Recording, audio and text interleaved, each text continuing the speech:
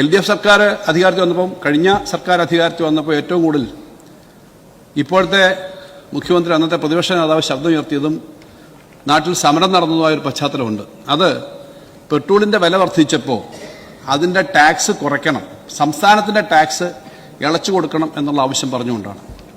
Sir, അദ്ദേഹം അത് പറഞ്ഞൊരാളെന്ന നിലയിൽ ഇപ്പോൾ മുഖ്യമന്ത്രി ആയിരിക്കുമ്പോൾ വർദ്ധിച്ച അധിക നികുതി സംസ്ഥാനത്തിന് കിട്ടുന്നത് ഇളച്ചു കൊടുക്കുന്നത് ജനങ്ങളോടുള്ള മര്യാദയാണ് എന്ന് പറഞ്ഞ് അന്ന് സമരം ചെയ്ത മുഖ്യമന്ത്രി അത് സംബന്ധിച്ചുള്ള നിലപാട് പറയണ്ടേ?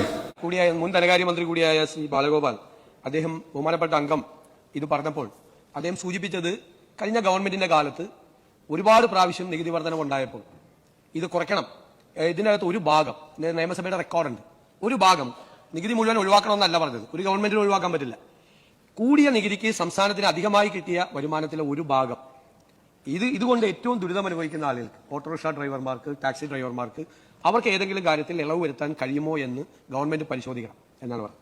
ഞങ്ങളത് പറയാൻ കാരണം, അതിനു മുൻപ് അധികാരത്തിലിരുന്ന ഉമ്മൻചാണ്ടി സർക്കാർ പെട്രോളിന് 4 തവണയും ഡീസലിന് 2 തവണയും അധിക നികുതി വരുമാനം ഉപേക്ഷിച്ചിട്ടുണ്ട്. ഇതിലൂടെ പെട്രോളിൽ നിന്നും 375.75 കോടി രൂപയും ഡീസലിൽ നിന്നും 243.42 കോടി രൂപയും അന്നത്തെ സർക്കാർ 2011 മുതൽ 2016 വരെയുള്ള സർക്കാർ വേണ്ടെന്ന് വെച്ച്, അതായത് മൊത്തം 619 കോടി രൂപ വേണ്ടെന്ന് വെച്ച്.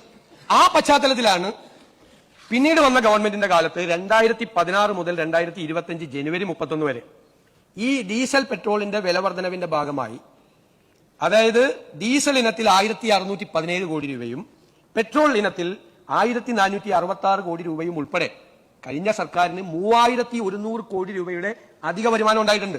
1 രൂപ കുറച്ചിട്ടില്ല, 1 രൂപ കുറച്ചിട്ടില്ല. ഞാനിത് അധിക നികുതി വരുമാനം ഉണ്ടായപ്പോൾ അതിൽ നിന്നൊരു തുക, ഒരു പെർസെന്റേജ്, എന്റെ ചെറിയൊരു പെർസെന്റേജ് എടുത്തിട്ട് ടാക്സി ഡ്രൈവർമാരെയും അതുപോലെ ഓട്ടോറിക്ഷ ഡ്രൈവർമാരെ സഹായിക്കണം എന്ന് പറഞ്ഞു. അന്ന് ധനകാര്യമന്ത്രിയായിരുന്ന ശ്രീ തോമസ് ഐസക് പറഞ്ഞ മറുപടി സഭാരേഖകളുണ്ട്. അത്തരം മണ്ടത്തരങ്ങൾ ഞങ്ങൾ കാണിക്കില്ല എന്ന് പറഞ്ഞു.